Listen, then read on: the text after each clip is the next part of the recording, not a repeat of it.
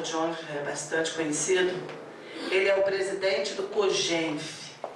Nós vamos orar agora com o pastor John, entregando este púlpito a ele, declarando que Deus vai verdadeiramente derramar sobre ele uma nova unção, em nome de Jesus. Pai, nós estamos felizes, Senhor, com o que o Senhor está fazendo nos nossos dias, diante dos nossos olhos. E hoje, especialmente pela manhã, recebendo o pastor Nilson com a sua família, também o pastor Johnny, Senhor, temos caminhado juntos, Senhor, com o mesmo propósito, com unidade no coração e com um olhar para aquilo que o Senhor vai fazer nesta cidade. E a partir especificamente de hoje, que vamos estar ali no ato profético, a céu aberto, cultuando o teu nome. E sobre o Johnny nesta manhã, Senhor, venha a tua unção, venha o teu querer, o teu efetuar, que ele esteja nas tuas mãos, seja o Senhor a falar, Senhor, através dele, em nome de Jesus Cristo. Move-te neste lugar, para a honra e glória do teu nome. Continua fazendo, Senhor, o que o Senhor está fazendo esta manhã e tocando os corações daqueles que adentraram neste lugar. Seja impactado com a tua presença, em nome de Jesus. Amém. Amém, queridos? Amém. Bom dia, povo bem-aventurado, povo agraciado. Amém. Paz seja convosco. Amém. Amém, Senhor. Podeis tomar os vossos assentos nessa manhã. Quero dizer que eu vim, orei, jejuei, me preparei para trazer algo que está instalado, plantado no coração de Deus. Mas nessa manhã, desde o meu primeiro encontro que eu tive com aquela irmãzinha ali de trás, uma amável receptividade, todo o carinho que eu já fui acolhido nessa manhã, todas essas ministrações, os louvores, das orações, eu já posso perceber e concluir e confidenciar para vocês que eu já estou sendo profundamente edificado. Já agradeço a Deus e louvo ao Senhor pela vida da pastora Nazaré. É um referencial de pessoa, de mulher de Deus na nossa cidade. E nós somos profundamente gratos ao nosso Pai Celestial por ter colocado a pastora Nazaré aqui em Nova Friburgo, com uma visão inteiramente do reino de Deus, para poder estar unido ao corpo de Cristo, para poder estar estabelecendo tudo aquilo que já foi originado no coração de Deus. Amém. Queridos, nessa manhã eu quero dizer para vocês algumas coisas que Deus gerou no meu coração, no que diz respeito a despertamento, no que diz respeito a avivamento, no que diz respeito àquilo que é pertinente ao reino de Deus. E nessa manhã, como todas as vezes que eu vou ministrar num outro lugar, Deus me trouxe a lembrança, um episódio que aconteceu na minha vida. Porque quando nós estamos avançando diante daquilo que Deus tem nos revelado, diante da vontade, diante dos sonhos de Deus, nós percebemos nitidamente as potestades, os principados vindo em oposição àquilo que Deus tem provocado em nós para nós fazermos. E eu me lembro que há cerca de quase 8 anos atrás, recentemente eu havia me convertido e eu tinha recebido um convite para poder estar ministrando em uma das nossas congregações na Avenida dos Ferroviários, uma congregação bem pequenina, com poucas pessoas, mas eu me senti tão alegre, tão motivado para poder estar partilhando da palavra naquele dia, que eu orei, jejuei, me preparei, pastor Nazaré, coloquei um terno que eu havia ganho, fiquei muito bonito, fiquei elegantes, mais do que estou hoje, lindo, maravilhoso. Eu falei, meu Deus, hoje a noite vai ser extraordinária, o Espírito Santo vai fazer coisas inimagináveis. Eu coloquei isso no meu coração. A primeira vez que eu fui um público simples, humilde, igual vocês assim, aí quando chegou o horário para poder eu ir para o culto, veio uma tempestade, uma chuva tão forte. Falei, misericórdia, agora. Eu morava ali no Lazareto, naquela comunidade ali. Quem conhece Lazareto aí? Então, morei ali quase que minha vida inteira. E dali para a Avenida dos Ferroviários, não preciso pegar ônibus, não preciso de nenhum transporte que não seja o próprio manual. Eu peguei e falei, vou andando, normal. Aí eu pensei comigo mesmo, eu vou pegar aquele meu guarda-chuvão, tamanho família, e vou até a igreja. Quem não tem esse guarda-chuvão aí? Só que quando eu fui para pegar meu guarda-chuvão, acredite, pastor Nazaré, ele não estava lá. Aí eu me lembrei que eu tinha emprestado para um amigo meu, ele ainda não havia me devolvido. Eu falei, meu Deus, e agora? E eu comecei a ficar assim meio apreensivo, meio ansioso, não entendendo o que estava acontecendo naquele presente momento. Eu falei, Jesus, o que eu vou fazer? E aí claramente eu percebia o fluir negativo, o fluir das trevas, vindo à minha mente, dizendo o seguinte: olha, liga para o irmão Isaías, responsável pela congregação, inventa uma desculpa e diga para ele que não vai dar para você ir. Não, ele vai entender, fica tranquilo. E simultaneamente eu percebia o Espírito Santo fluindo aos meus ouvidos e me dizendo: olha, você tem um compromisso firmado, não com a instituição igreja, não com o irmão Isaías, você tem um compromisso firmado com a minha palavra e com a vontade que está no meu coração para você ir lá. E eu fiquei naquele impasse, naquela disputa interna entre o Espírito Santo agindo, efetuando no meu coração e a força de oposição vindo mesmo das trevas. E eu fiquei naquele impasse, preocupado com aquela situação. Aí me veio o pensamento seguinte: olha, eu fui até a minha avó, que morava ao lado. Cheguei lá na minha avó, pedi uma sobrinha, um guarda-chuva emprestado a ela. A minha avó só tinha uma, e a única que ela tinha, ela ia utilizar para poder ir à igreja também. Não ia tirar a sobrinha da minha avó para levar para a igreja, para eu usar, né? Eu falei: não, avó, tudo bem, então pode usar. E aí eu fiquei nessa indecisão: eu não vou, ligo para o irmão Isaías, invento uma desculpa. O que eu vou fazer? Nessa chuva é impossível de eu ir. Eu vou chegar lá sujo, molhado, muito mal. E aí veio uma esperança no fim do túnel. De repente, quando eu olho para o varal lá da minha casa, eu vejo uma sombrinha pequenininha, feminina, infantil, toda rosa. E eu olhei para aquela sombrinha e falei: esperança para a minha vida. Você é a luz do fim do túnel. Quando eu olhei, eu não vi outra alternativa. Falei: eu vou ter que pegar essa sombrinha mesmo. Eu peguei de terno, estava de gravata naquele dia, muito elegante, calça, tudo que vocês podem imaginar.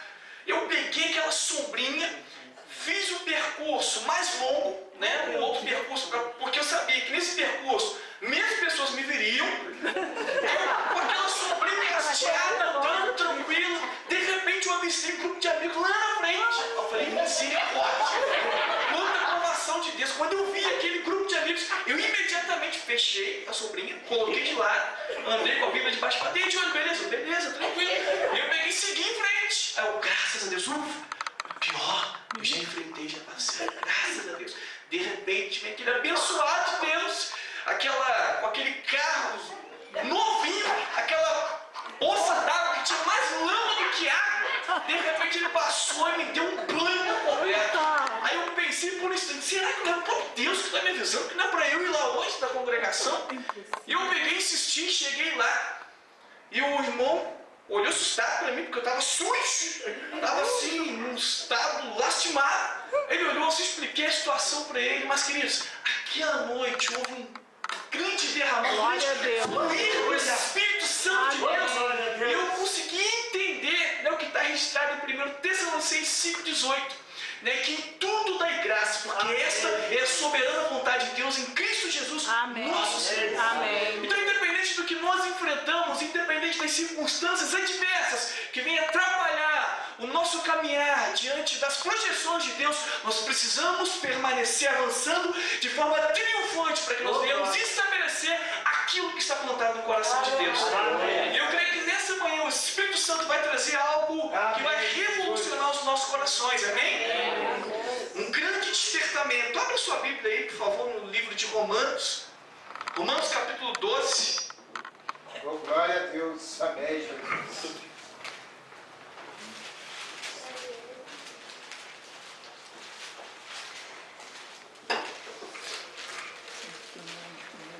Romanos capítulo 12, já não está esquentando, né, irmãos? Romanos capítulo 12.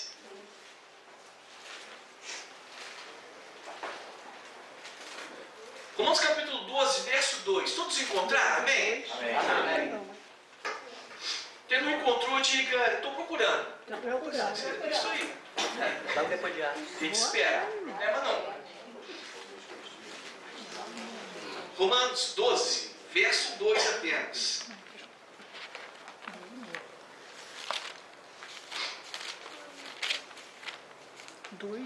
Romanos 12, verso 2. Amém? Amém. Façamos a leitura então.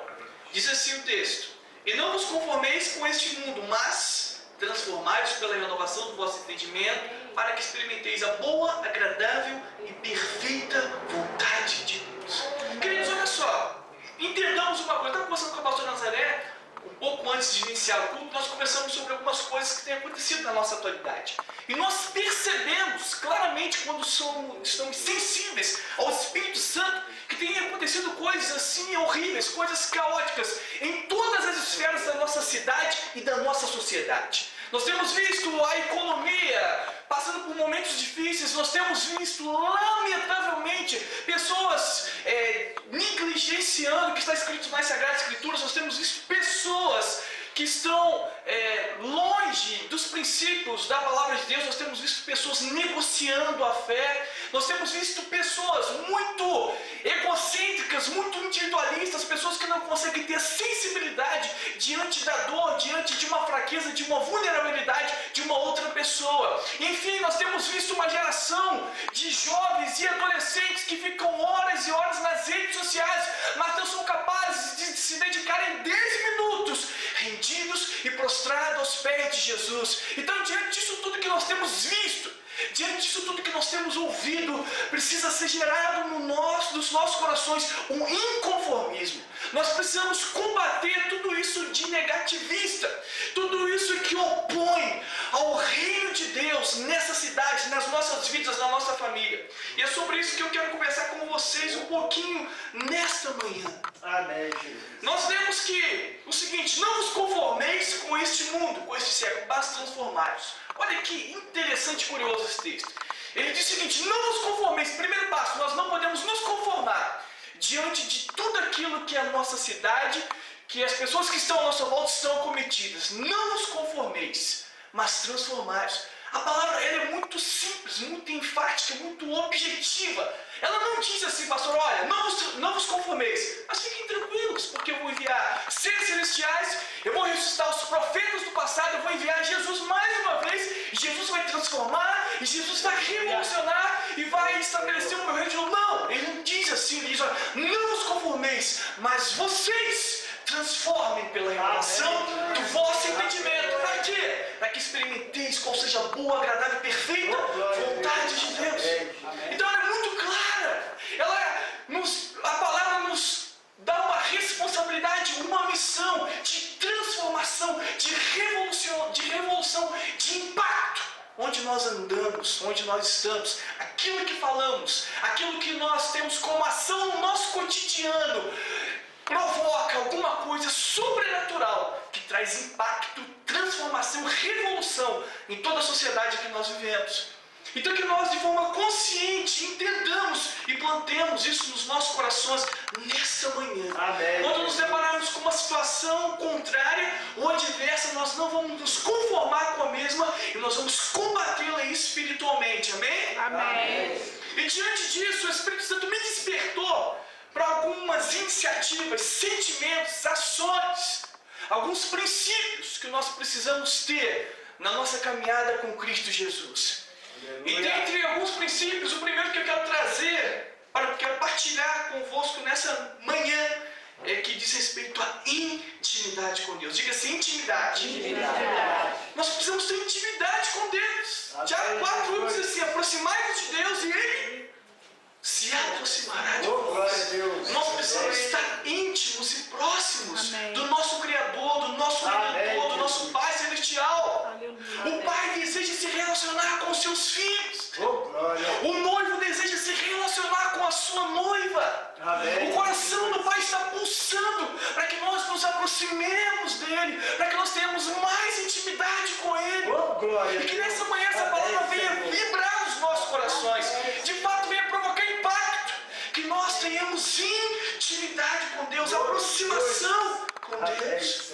Leonardo de Ravenel diz o seguinte: o homem pecador para de orar.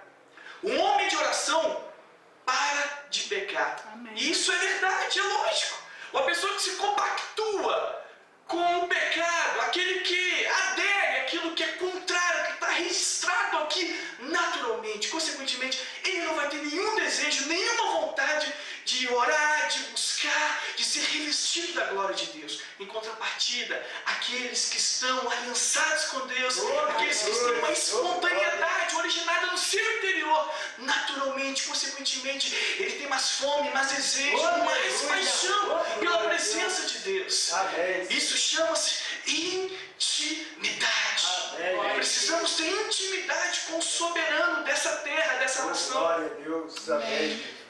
Em Mateus capítulo 17, existe um episódio de um homem que chegou desesperado para Jesus. A Bíblia diz que ele se ajoelha diante de Jesus e disse: mestre, pelo amor de Deus, eu preciso que o Senhor me ajude, porque o meu filho é um lunático, ou seja, o meu filho é endemoniado.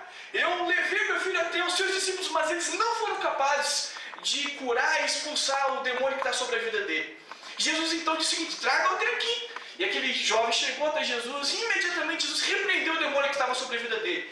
E os discípulos ficaram perplexos diante daquela situação e chamou Jesus em particular e disse: mestre, mas como que o senhor fez isso? Nós oramos, nós repreendemos, e o espírito imundo não saiu da vida daquele jovem. E Jesus então, olhando nos olhos dele, disse o seguinte: existem casas de demônios que só saem com jejum e oração. Sabe o que eu aprendo com isso, pastor Nazaré? Que existem muitas coisas que são bloqueadas na atmosfera espiritual, que só serão vencidas através de oração, jejum e com os corações prostrados, rendidos diante dele. Amém. Nós queremos tanto, né, que o Senhor nos revele os segredos dele. Nós clamamos tanto por o Senhor revele os segredos do seu coração para nós, mas nós precisamos ser íntimos dele. Só há revelação de segredos quando nós somos íntimos. Quando eu sou íntimo da pastora Nazaré, ela me traz coisas profundas, coisas particulares da vida dela, porque tem um vínculo de amizade, de intimidade. Imagine o pastor Wilson, qual é o nome da sua esposa?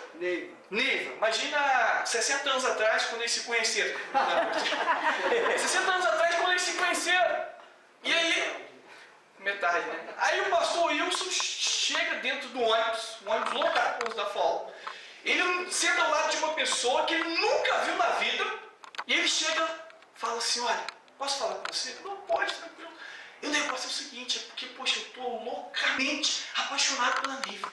Eu amo aquela mulher, é a mulher que eu quero namorar, noivar, casar, ter 8 filhos, eu quero ela na minha vida toda. Agora imagine comigo, será que o pastor Wilson faria uma coisa dessa? Se bem que se trata de pastor Wilson, estou brincando. Será que ele faria uma coisa dessa? Alguma outra pessoa faria uma coisa dessa? Não, porque não tem intimidade.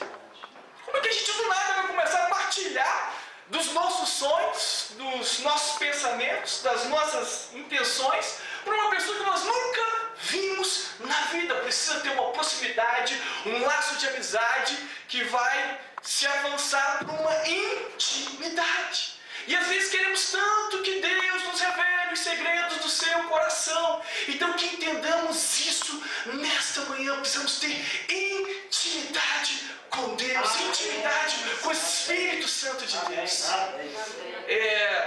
Eu me lembro que no ano passado, já vai fazer um ano, que Deus gerou isso no meu coração. E a partir daí eu tenho feito continuamente. Deus tem me revelado coisas extraordinárias. No ano passado, o Flamengo chegou na semifinal da Copa do Brasil. Quem flamenguista levanta a mão? Ai, poxa, minoria, não aceito isso não, não aceito nenhum Jesus. No ano passado, o Flamengo chegou na semifinal da Copa do Brasil contra o Goiás. Há muito tempo o Flamengo não chegava tão bem assim, né, pastor Wilson? Aí eu pensei comigo, falei: caramba, me motivei a semana inteira, o dia inteiro, conversando com os colegas de trabalho. Estava louco para assistir o jogo, e preparando aquela pipoca, enfim. Eu falei: vou assistir o jogo. Um pouco antes de iniciar a partida, eu sempre fui muito apaixonado por futebol.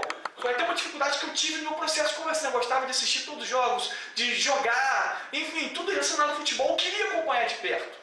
E aí, no ano passado, no primeiro jogo da semifinal, um pouco antes de iniciar o jogo, eu senti um impacto, uma fluência tão forte, fluindo no meu interior, que eu senti um despertar no meu coração de que não era para eu assistir o primeiro tempo do jogo do Flamengo. Que era para eu me dedicar a esse primeiro tempo, a estar lançado aos pés de Jesus em adoração e arrependimento e proximidade com Ele.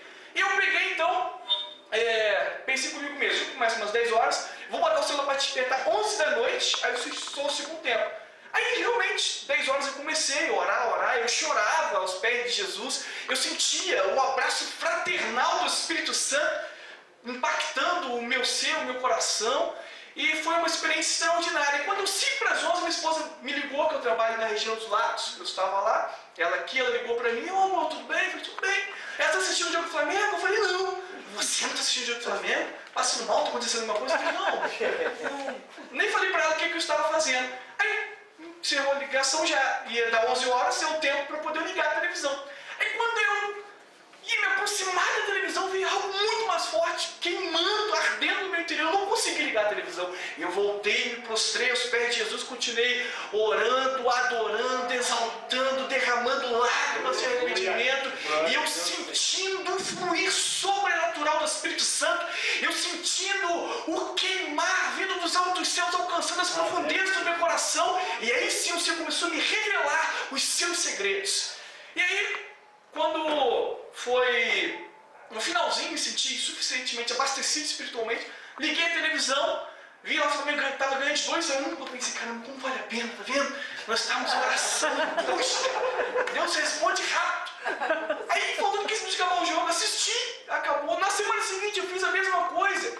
E muitas outras ocasiões eu tenho feito isso. Esse último jogo, fiz também, viu? O Flamengo ganhou no último jogo, na quarta-feira, na Copa do Brasil. Aí eu lembrei, gente, estamos na quarta de final. Já vai fazer 1 ano exatamente que eu comecei com esse propósito. No jogo Brasil, que foi para os pênaltis, foi contra o Chile. Chile, não foi? Brasil e Chile. Terminou o primeiro tempo. Eu tinha que ir para um congresso de adolescentes. No sábado, estava eu e minha esposa assistindo o jogo, terminou o primeiro tempo, eu falei, amor, vou orar um pouquinho. Aí eu fui orar, era pouquinho mesmo, mas houve um fluir tão forte do Espírito Santo no meu coração que eu fiquei 2 horas. Quando eu voltei para essa, estava no final da disputa de pênaltis. E aí, eu tenho percebido que nós precisamos abrir mão de muitas coisas das nossas vidas para nós nos dedicarmos àquilo que é referente ao reino de Deus. Sabe por que o Espírito Santo tem queimado no meu interior? Por isso, porque eu tenho compreendido que não existe nada que se compare à presença de Deus. Não existe sexo, não existe drogas, não existe dinheiro, não existe nada que a ciência seja capaz de inventar, nada que o dinheiro seja capaz de comprar, que se compara ao fluir do Espírito Santo de Deus nas nossas vidas. Nós devemos entender isso nessa manhã e devemos plantar no mais profundo da nossa alma essa verdade, de forma que venha florescer e render incontáveis frutos espirituais e sobrenaturais em nós e através de nós nessa cidade. Amém? Então nós precisamos ter intimidade com Deus. Jeremias 29:13 diz assim: buscar-me-eis e me encontrareis quando me buscares de todo o vosso coração. Eu entendo com essa palavra que Deus não nos quer em partes, Ele não nos quer um percentual, não. Ele nos quer por completo. Ele nos deseja de forma integral. A plenitude das intenções dos nossos corações precisam estar voltadas, centradas para o reino de Deus. A soberana vontade do Pai Celestial. Intimidade com Deus. Eu entendo que o Espírito Santo está trazendo despertamento para a nossa cidade, para a nossa geração, para o membro dos nossos corações, de modo que, a partir de hoje, a partir talvez desse momento, nós vamos estar impulsionados a estarmos ainda mais mergulhados naquilo que é referente ao reino de Deus. E aí sim nós vamos deslumbrar de experiências jamais vistas antes, na nossa nação, na nossa cidade, na nossa família, em todas as esferas da nossa sociedade. Por quê? De forma consciente nós estamos entendendo isso nesta manhã. Amém? Queridos, nós precisamos dominar as nossas emoções, os nossos sentimentos, as intenções do nosso coração. Às vezes acontece alguma coisa conosco que a gente fica tão abalado, tão triste, a ponto de regressarmos, a ponto de desistirmos daquilo que Deus tem planejado com tanto amor e com tanto carinho para as nossas vidas, seja no contexto profissional, familiar, ministerial, seja onde for. Às vezes uma pequena pedrinha é o suficiente para nós tropeçarmos e não termos mais forças para reagirmos. Nós precisamos entender o que está escrito em 1 Coríntios 6,12, que o apóstolo Paulo diz assim: todas as coisas me são lícitas, mas nem todas as coisas me convêm. Todas as coisas me são lícitas, mas eu não me deixarei dominar por nenhuma. Então, diante de qualquer coisa que nos acontecer, nós não podemos permitir ser dominados. Não podemos ser permitidos dominados pelo sistema que está imperado nesse século. Não! Nós precisamos estar com a nossa visão totalmente focada, centralizada naquilo que está no coração de Deus. Nós precisamos dominar as nossas emoções, precisamos dominar os nossos sentimentos, precisamos permitir que a ação do Espírito Santo nos conduza a cada momento diante de quaisquer circunstâncias. Precisamos compreender isso. Amém? É claro que vamos ser realistas. Existem situações que nós precisamos de um socorro. Nós precisamos de que uma outra pessoa estenda as mãos para nos ajudar. E às vezes nós, como humanos, ficamos meio que descontrolados. É por isso que nós precisamos invocar e pedir o direcionamento do Espírito Santo de Deus. Eu me lembro que em 2011, no ano da tragédia, aconteceu algo que eu fiquei totalmente descontrolado. Quem lembra da tragédia de 2011? Infelizmente, todos nós. Quem é que não lembra, né? E aí, a nossa igreja, em Duas Pedras, a 7, ela foi acometida de um pouco de lama na sua superfície, mas nada assim de muito prejudicial para a igreja.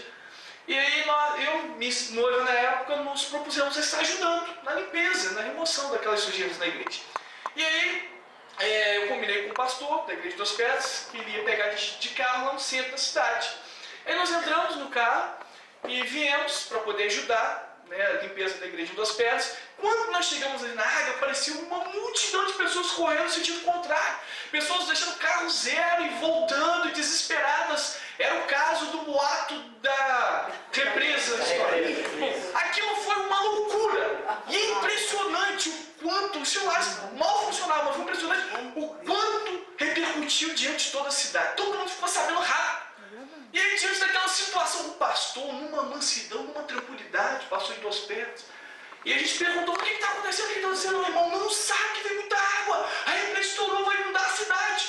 E o pastor fica calmo, gente. Fica tranquilo. Pastor, calma nada. Eu abri a porta traseira sem deixei o pastor para trás, a esposa dele, pastor, o filho dele e a minha noiva na época. Deixei todo mundo para trás.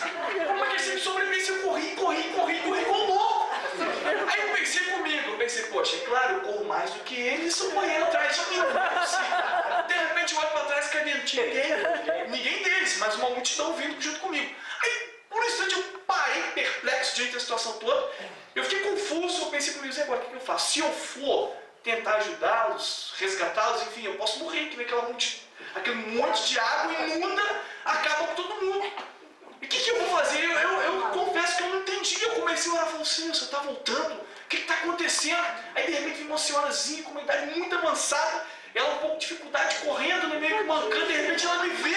Quando ela me vê, ela ficou preocupada. Ela: filho, sai daí, porque vem muita água, você vai morrer. Só que quando ela virou o pescoço para falar comigo, ela tropeçou e caiu.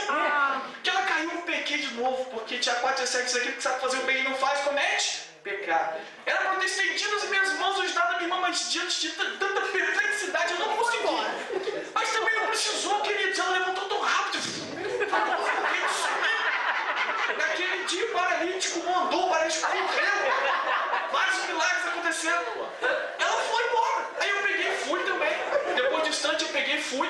Aí chegamos lá no centro, o pastor ficou chateado comigo, não gostou não. O pastor chegou e falou assim: filho, como é que você faz uma coisa dessa? Olha, sua noiva estava no carro, e o seu amor por ela, e a sua confiança em Deus, que será o quê? Que será o que lá? Aí eu apresentei 2 justificativas para ele. Ele não foi muito convincente, mas para mim foi. Cheguei: pastor, é o seguinte, primeiro, nós somos noivos, não somos ainda casados, então significa que não formamos ainda uma só carne. Então tem uma questão de sobrevivência. Segundo, pastor, que é o mais importante, tem os que pensam no reino. Quem vai dar sequência? Quem vai dar continuidade na igreja? Então eu pensei no evangelho. Aí ele ficou meio assim, chegou lá no centro, quando minha irmã ligou pra mim: de onde você está? Eu falei: pro centro aqui. Ela: tá sabendo que a repressão? Eu falei: Janaína, fica tranquila, que isso daí é boato, não é verdade. Não é verdade, sim, eu tô aqui no Alto de Maria, tá o bote, polícia militar, exército, marinha, tá todo mundo preso, tá todo mundo no alto do morro. Eu falei: não, pode descer. Não, tá todo mundo aqui. Quando ela falou aquilo, eu fiquei meio apavorado de novo. Eu falei: meu Deus, deve ser verdade mesmo, as autoridades todas estão lá em cima. Aí falei para o pastor, a pastora derramou em lágrimas, desesperada, começou a chorar muito, que ela nem é daqui, veio do Rio, nem sabe que se existe uma represa em Friburgo. Aí, por falta de informação, ficou mais desesperada aí. Eu cheguei pro pastor e falei, pastor, não quero nem saber se é verdade ou mentira. Vamos pro alto morro, pastor. Vamos pensar em nós. Aí o pastor, não, fica calmo. Acabou que nós entendemos depois, né? Foi comunicado que era um boato, que não era verdade. Depois caiu a consciência que não tinha represa, não tinha capacidade nenhuma para poder inundar a cidade. Mas no momento de tanto desespero, tanta perplexidade, a gente acredita em todas as coisas. E naquele momento eu confidencio vocês, eu não consegui me dominar. Né? E nós precisamos então ter consciência que diante de qualquer coisa, independente do que venha acontecer na nossa vida, independente de onde estamos, nós precisamos dominar a nós mesmos, humanamente falando, e permitir que na nossa vida espiritual sejamos inteiramente conduzidos pelo Espírito Santo de Deus. Amém. Eu quero trazer para vocês assim, um relato de algo extraordinário que aconteceu em Uganda. Existe um documentário no YouTube, depois que vocês tiverem a oportunidade, acesse. Avivamento em Uganda. Não sei se vocês já ouviram falar do avivamento que aconteceu e está acontecendo em Uganda. É algo inacreditável que somente através do operar do Espírito Santo de Deus podia acontecer naquela nação. Em 1971 a 1979 foi eleito um presidente militar chamado Idi Amin. Não é Vindi Amin não, tá? É Idi Amin mesmo. E esse presidente militar, ele começou a criar leis e alguns decretos para exterminar realmente com aqueles que professavam a fé em Cristo Jesus. Então ele decretou que todas as igrejas que confessavam a fé em Cristo Jesus deviam ser fechadas, ninguém podia se reunir para orar, para estudar a Bíblia, nenhuma literatura que fazia referência às Sagradas Escrituras, as pessoas podiam andar com as mesmas, enfim, tudo que era contrário ao reino, à vontade de Deus, ele lutou para que fosse exterminado. E aí, nesse mesmo período, o islamismo começou a crescer de uma forma assustadora. Porque as melhores posições no governo, os melhores salários, os melhores cargos, os melhores tudo do país eram totalmente destinados àqueles que principalmente se convertiam ao islamismo. Então o cristianismo naquele período praticamente foi a decadência, por conta dessa severa perseguição da igreja. Então, diante disso tudo, o país foi inteiramente abalado, a economia foi destruída. A Organização Mundial de Saúde disse naquele período que no ano de 1997, 1/3 de toda a população de Uganda morreria com AIDS. E a Organização das Nações Unidas virou as costas para Uganda, o mundo não estava nem aí para Uganda, havia uma grande violência entre eles mesmos, eles matavam entre si, a feitiçaria, o satanismo, tudo aquilo que era articulado nas trevas estava imperando sobre aquela nação. Até que alguns poucos remanescentes da fé tiveram um sentimento, e eles pensaram consigo mesmo, olha, nós acreditamos que através da intervenção sobrenatural de Deus, a nossa nação pode sim ser reerguida e transformada. Eles pensaram consigo mesmo, nós precisamos nos mobilizar em oração. Mas como que eles iam se unir em oração se as igrejas não existiam mais, se eles não podiam nem mesmo nos seus próprios lares estarem orando, uma vez que a qualquer momento soldados podiam chegar ali e executá-los? E eles pensaram então o seguinte, uma estratégia que Deus gerou no coração deles: nós vamos fazer algo. Nós vamos todas as madrugadas invadir as florestas de Uganda e nós vamos levantar esse clamor em favor dessa nação. E todos os dias, todas as madrugadas, eles entravam pelas florestas de forma escondida e começavam a orar, para que o reino de Deus fosse estabelecido naquela nação.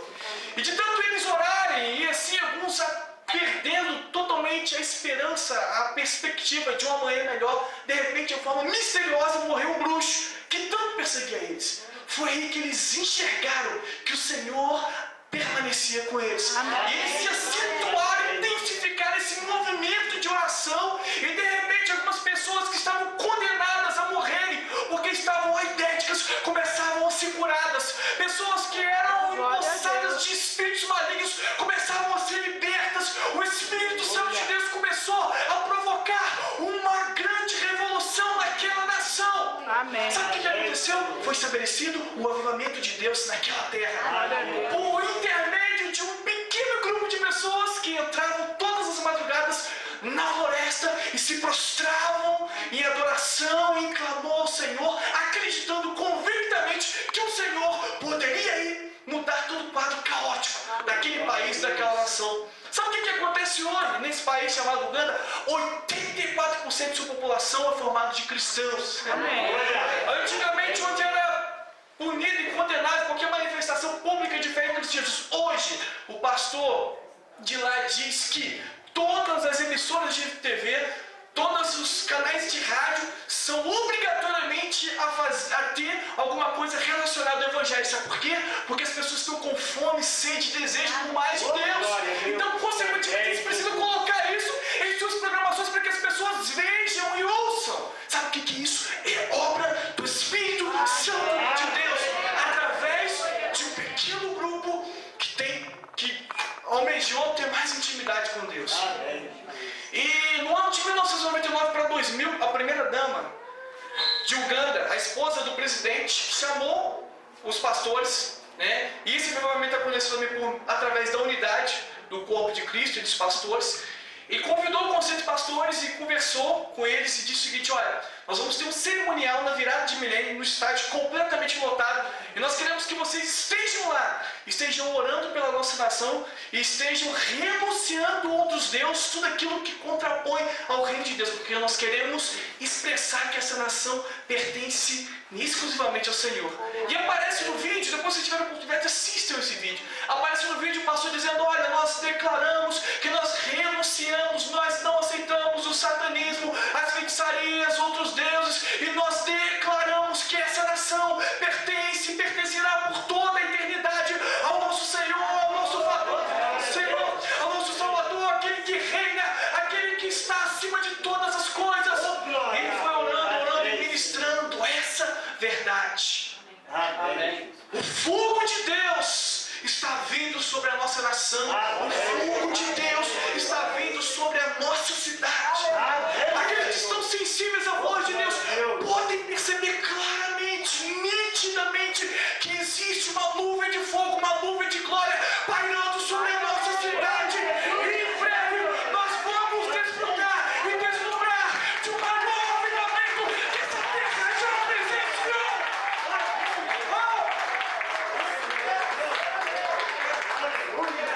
Amém. Glória a Deus. Recentemente agora, havia uma preocupação muito grande de algumas pessoas que se respeita à Copa do Mundo, na questão da prostituição no Brasil, turismo sexual, a gente sabe disso. E algumas pessoas realmente vieram para o Brasil mal intencionados nesse ponto de vista, eles vieram para se aproveitar das mulheres brasileiras. E foi estabelecido, lá na Vila Mimosa, um dos maiores centros de prostíbulo do país, foi instituído ali um grupo de oração, orando ininterruptamente para que a mão de Deus viesse sobre aquele lugar. Saiu nessa semana passada, se eu não me engano, ou essa semana, não me recordo muito bem, saiu uma matéria do Globo.com que lá na Vila Mimosa eles não estão entendendo, mas eles esperavam um lucro incrível por causa da Copa do Mundo, mas teve uma queda de 50% na prostituição na Vila Mimosa. Sabe por quê? Porque um grupo de pessoas loucas por Jesus, apaixonadas pelo Evangelho e por almas, por vidas, elas abriram mão de muitas coisas, investiram financeiramente as suas energias e se dedicaram a estarem orando para que essas vidas fossem alcançadas pelo amor de Deus.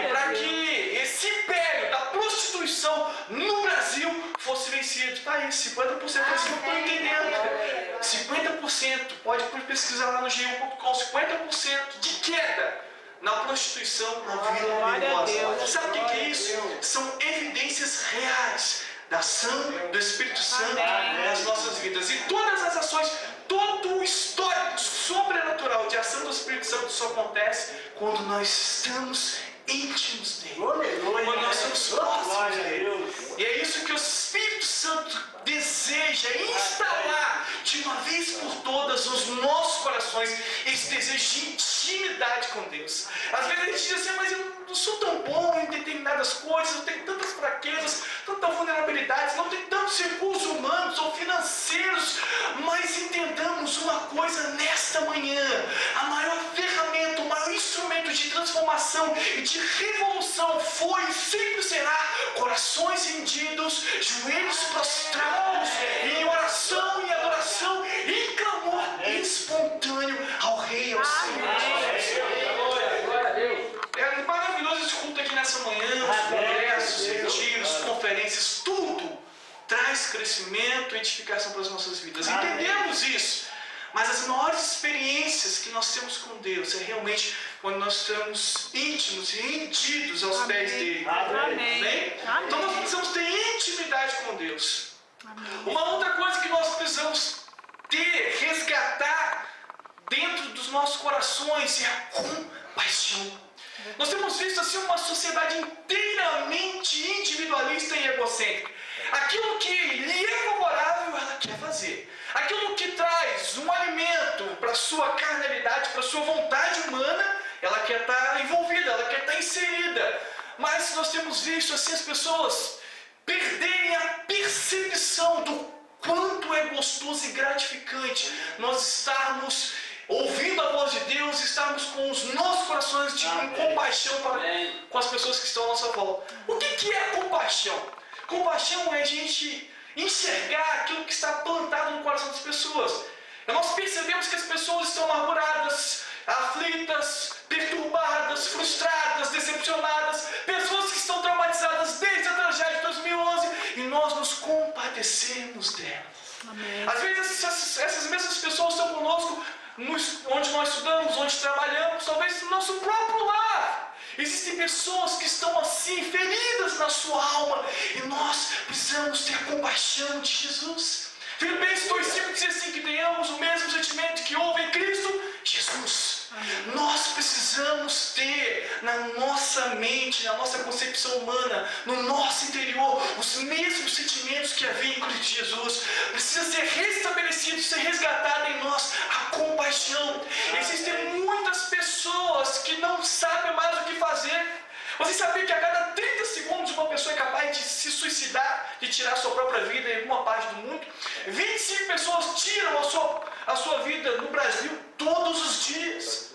Sabe por que isso acontece? Porque ela não tem mais esperança, ela não tem mais perspectiva de dias e de momentos melhores. É por isso que o Espírito Santo deseja provocar um genuíno despertamento e verdadeiro avivamento, para que nós venhamos ir ao encontro dessas pessoas e venhamos estar mostrando-as que existe sim uma esperança, existe sim alguém que pode mudar e transformar de uma vez por todas as esferas de negativismo na sua vida. Amém. E o Senhor está fazendo isso com paixão.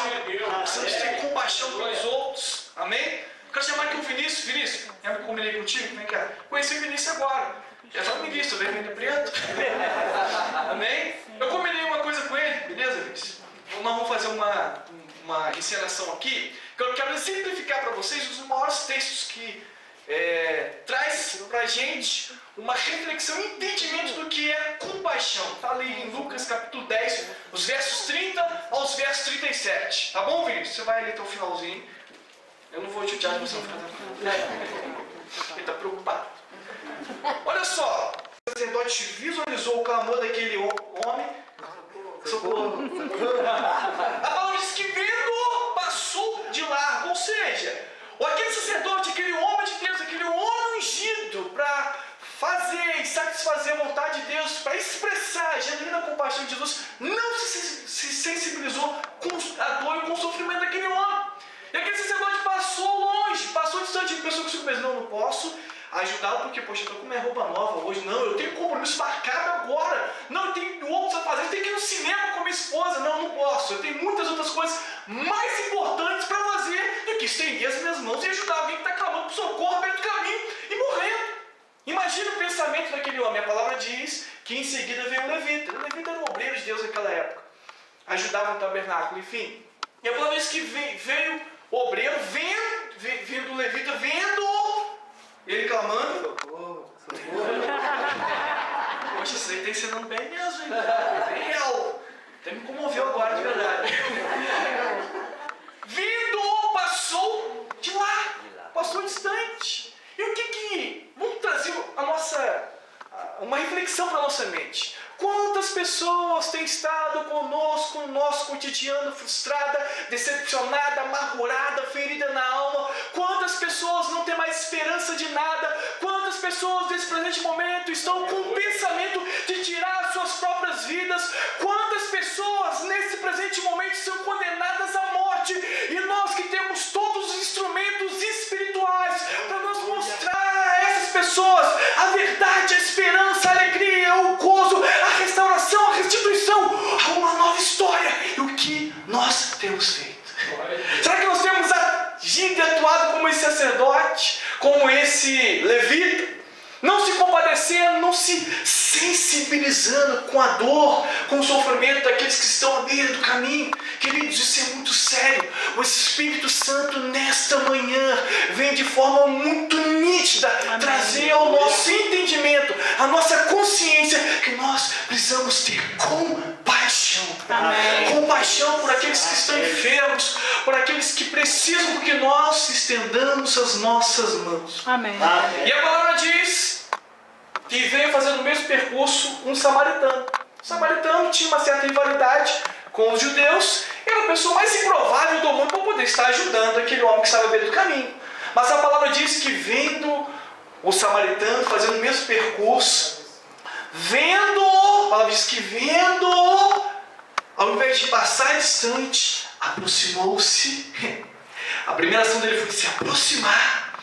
E a palavra diz seguindo que moveu-se de íntima compaixão. Moveu-se de íntima compaixão, ele pegou vinho e azeite que tinha na sua bolsa, colocou sobre as suas feridas, que eram utensílios utilizados para remédio naquela ocasião, fez alguns curativos nas suas feridas, o levantou, colocou na sua cavalgadura, não vou te colocar aqui não, tá? Senta obrigado. Colocou na sua cavalgadura, levou para uma estalagem, ou seja, para uma pousada, e chegou depois para a recepcionista e falou o seguinte: olha, eu vou ter que ir, tá aqui o que já gastou com ele, mas o que precisar mais gastar, pode gastar, porque eu vou voltar e vou pagar a senhora. Sabe o que significa isso? Compaixão de Jesus. Amém. De alguma forma nós podemos nos compadecer pelos outros e ajudá-los, estender as nossas mãos e liberar o refrigério e o conforto do Espírito, seja através do nosso abraço, seja através de uma palavra que o Espírito Santo vai nos usar, seja através dos nossos recursos. Eu me lembro que um mês atrás, mais ou menos, eu não estava assim muito bem financeiramente. Eu fui ministrar numa igreja lá em Campo do Coelho. Eu estava dentro do ônibus, o Espírito Santo tocou tão forte no meu coração, falou o seguinte: olha, você vai dar R$100 para alguém nessa noite. Meu Jesus do céu, misericórdia, será que isso é a voz de Deus ou é outra voz? Eu fiquei assim meio preocupado, eu falei: caramba, a minha carteira estava dentro da bolsa da minha esposa. Aí eu peguei assim minha carteira, peguei os R$100, nem falei para ela não. Falei: falar para ela, não vai deixar eu fazer isso não, não vai fazer nada. Falei: agora. Eu fui, tô pregando, de repente eu cheguei e falei assim: olha, alguém aí está desempregado, está precisando muito, não sei se você está precisando muito de dinheiro. Aí uma menina se levantou a mão, casou recentemente, os dois são desempregados. Aí eu peguei e falei que Deus mandou te entregar R$100. Ela ficou assim, radiante de alegria, chorou. Aí no final a mãe dela veio falar comigo e falou: caramba, Johnny, você não imagina a situação que ela estava enfrentando, que eles estão enfrentando. Porque os dois estão desempregados, mal tem o que comer em casa, a gente está ajudando, um sufoco danado. Sabe o que é isso, queridos? Compaixão. Incontáveis vezes durante a nossa semana o Senhor nos dá oportunidades para nós expressarmos a compaixão e ajudar outras pessoas. Então nós precisamos ter compaixão. Eu me lembro que uma vez eu me fiz de mendigo, uma das nossas igrejas aqui em Conselheiro. Fui pregar para uns jovens, uns 150 jovens mais ou menos. Aí eu fiquei assim, próximo à porta da igreja, coloquei um lençol sobre mim, para ninguém me ver. Eu preguei sobre a palavra do bom samaritano. Aí eu botei assim, uma garrafa de cachaça, botei cigarro, botei um monte de coisa ali em volta e fiquei ali deitado, esperando que alguém se aproximasse, expressando a compaixão de Jesus para poder me ajudar. E assim, eu me sentia assim excluído, me sentia solitário, me sentia assim desprezado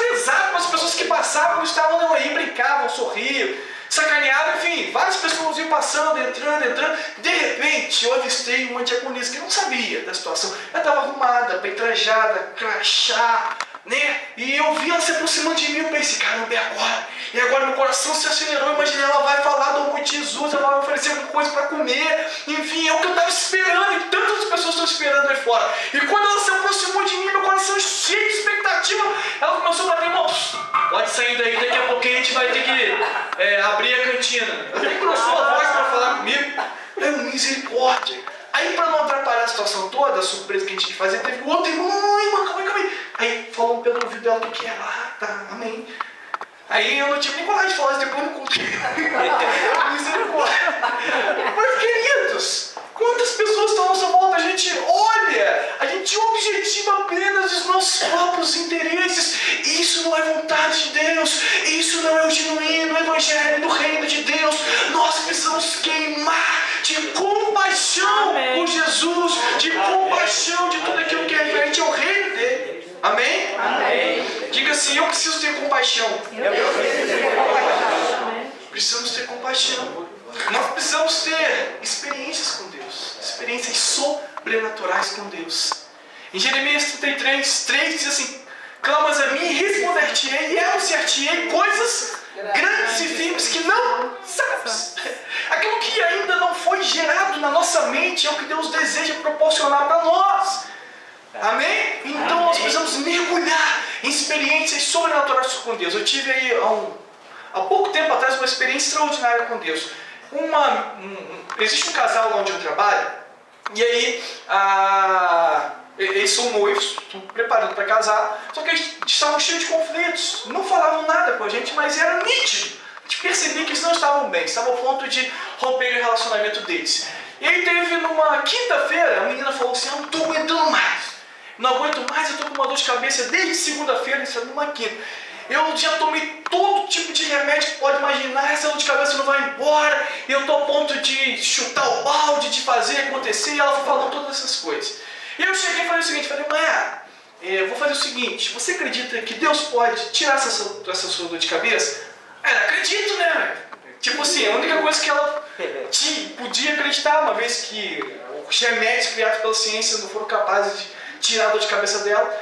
E aí o Espírito Santo me trouxe um discernimento, um entendimento, de que não era para eu colocar as mãos sobre ela e orar, nada disso. É que no meu íntimo era para eu orar, para que a dor de cabeça dela fosse embora, e depois que essa dor de cabeça fosse embora, era para ela chamar o noivo dela para conversar, para poder acertar o que estava pendente, que era por isso que essa dor de cabeça não parava de atormentar a vida dela. E aí então, eu cheguei, falei isso para ela e disse o seguinte, olha, hoje, por volta assim de umas 7 horas mais ou menos, logo assim que você chegar, você não vai estar mais sentindo dor nenhuma na sua cabeça, e vai ser o momento que você vai se aproximar do seu noivo, você vai conversar com ele, e vocês vão se entender naquilo que precisa se entender. Você acredita? Ela até riu para mim e falou, tá bom, ué. Aí ela foi para casa, quando foi assim, umas 7 horas da noite mais ou menos, 8, não me lembro muito bem, eu mandei uma mensagem online no Facebook, que é conjugado, os dois juntos, eu mandei uma mensagem para ela usada, eu falei o seguinte, Mayara, você estava com dor de cabeça desde segunda-feira, e agora você não está sentindo mais dor de cabeça nenhuma, é o momento de você ir até o seu noivo, conversar com ele e acertar essas coisas que estão pendentes. Eu falei assim, ela ficou surpresa, ela voltou assim, rindo, né? Ela, pô, mas não é verdade mesmo, eu não estou sentindo dor de cabeça nenhuma. E ela foi, se retratou com o noivo, e graças a Deus eles estão muito bem, estão próximos de casar. No outro dia, ele no trabalho ficou radiante de alegria, me agradecendo como se por mim mesmo tivesse feito alguma coisa. Ele começou a mostrar, ele não é cristão, começou a mostrar vídeos evangélicos. Aí ele falou, Johnny, eu vou fazer um concurso, você acha que eu vou passar? Eu falei, rapaz, eu sou vidente também não, né? Pensou que eu falei, não sei, se for da vontade de Deus sim, se não for não. Sabe o que é isso? Experiência com Deus. Nós precisamos ter experiências com Deus. O nosso relacionamento de proximidade, de intimidade, o nosso externar de compaixão precisa trazer experiências sobrenaturais com Deus, com o Espírito Santo de Deus. Amém? Amém. Nós precisamos realizar os sonhos de Deus. É o último tópico para poder a gente finalizar e encerrar. Às vezes nós criamos tantas expectativas em coisas vãs investimos o nosso tempo, as nossas energias em tantas coisas inúteis, em tantas coisas fúteis, que traz apenas um engrandecimento próprio, um engrandecimento humano. E às vezes nós nos distraímos, nós perdemos o foco para aquilo que é sonho de Deus nas nossas vidas. Que nesta manhã nós viemos permitir que seja arrancado dos nossos corações as nossas próprias vontades, sejam plantados os sonhos de Deus. Amém. Eu assim fico muito pensativo, eu vou ficar muito triste, eu penso comigo mesmo, pastor Nazaré, chegar com uma idade bastante avançada e olhar para todo o meu histórico e perceber que eu não executei com excelência, que eu não me dediquei como deveria me dedicar para poder executar toda a missão que Deus colocou nas minhas mãos, a tudo quanto o Senhor me vocacionou e me chamou para fazer. Eu vou ficar muito triste, eu vou ficar muito angustiado comigo mesmo se eu perceber que eu não aproveitei as oportunidades que Deus depositou às minhas mãos. E nós precisamos nesta manhã entender que precisamos abortar os nossos próprios sonhos, as nossas próprias vontades, precisamos abortar os nossos propósitos humanos para permitir que os sonhos do Pai Celestial sejam plantados no mais profundo dos nossos corações, nas profundezas da nossa alma, para que cada passo, cada ação, cada decisão venha estar convertido, para que os sonhos do Pai sejam estabelecidos em nós e através de nós. Romanos 8,17 diz que a criação aguarda com grande expectativa pela manifestação dos filhos de Deus. Sabe o que é isso? É o sonho de Deus de ter com que os seus filhos sejam os seus representantes nessa terra. Amém. E que nós venhamos estar entrando triunfantemente diante das clínicas psiquiátricas, diante dos hospitais, diante das prisões, diante das comunidades, propagando o imensurável e interminável amor de Jesus e mostrando a cada uma das famílias desse bairro e dessa cidade que existe um Senhor que é detentor de todo o poder e de toda a autoridade, que é nos céus e na terra. Todo o domínio, toda a governabilidade está nas suas mãos. Tudo está nas mãos do Senhor. Amém. Vou contar uma última história para nós orarmos. Querido, em 1727 foi criado um movimento chamado Os Moravianos. Quem já ouviu falar desse movimento? Esse movimento consistia de um grupo de jovens que começou a orar de forma ininterrupta 24 horas por dia, durante 7 dias na semana, ao longo dos 365 dias no ano. Esse movimento perdurou por cerca de 100 anos lá na Alemanha. E nesse ano de 1727 apareceram 2 jovens de 20 anos. E esses 2 jovens, através desse fogo ardendo em seus corações por meio desse movimento de oração, ficaram sabendo que no leste da Índia havia uma ilha com cerca de 12 mil africanos. E esses 12 mil africanos estavam ali como escravos, ficariam a vida inteira como escravos e morreriam como escravos. Eles então, sabendo e comovidos dessa situação, chegou diante do responsável por aqueles africanos escravos, disse o seguinte para aquele homem que era ateu, era agricultor britânico, falou o seguinte: olha, nós queremos ir lá e como missionários para poder falar do amor de Jesus. E aquele homem foi muito duro e grosso com ele, disse o seguinte: olha, não permito que ninguém, nenhum missionário, ninguém vai falar sobre esse Deus que eu não acredito. E aqueles 2 jovens voltaram e permaneceram unidos em oração. E Deus trouxe uma outra estratégia para o coração deles. E eles então fizeram uma nova proposta para aquele homem ateu. Disse o seguinte: olha, e se nós formos para lá como teus escravos e ficarmos lá a vida inteira como seus escravos, o senhor permite? Ele disse o seguinte: olha, eu permito que vocês vão como escravos, mas eu não vou te dar nem o transporte de vocês. Ele: não, tudo bem, a gente se mobiliza aqui e nós vamos. E as pessoas de toda a sociedade, os familiares, os amigos não estavam entendendo, pastor Nazaré, porque havia esse fervor no coração deles.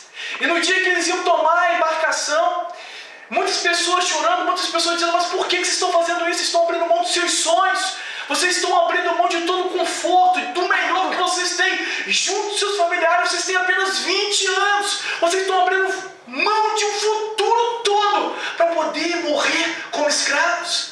E eles então, depois que tomaram a embarcação, os 2 abraçados, eles levantaram as suas mãos e disseram em alta voz, dizendo o seguinte, respondendo os questionamentos deles, dizendo: para que o Cordeiro receba a recompensa pelo seu sacrifício na cruz do Calvário, através das nossas vidas, para que o Cordeiro receba a recompensa diante de cada gota derramada naquela cruz do Calvário. Foi por isso que eles foram impulsionados, e que nós tenhamos nessa manhã esse impulso, essa espontaneidade, esse desejo, essa fome, essa paixão por abundantemente mais de Deus, abundantemente do operar, do queimar de Deus. Eu quero te convidar nessa hora a você ficar de pé aí no seu lugar, no nome de Jesus. Amém. No nome de Jesus, feche os seus olhos por um instante, querido. Feche os seus olhos por um instante. Eu quero te convidar a você examinar o seu coração. Examine o seu interior nessa noite, nessa manhã, em nome de Jesus. Amém. Em nome de Jesus, começa a trazer à tona a sua mente, ao seu interior, tudo aquilo que tem confrontado a soberana vontade de Deus na sua vida, tudo aquilo que tem impedido de você ter uma intimidade mais intensa com o Espírito Santo.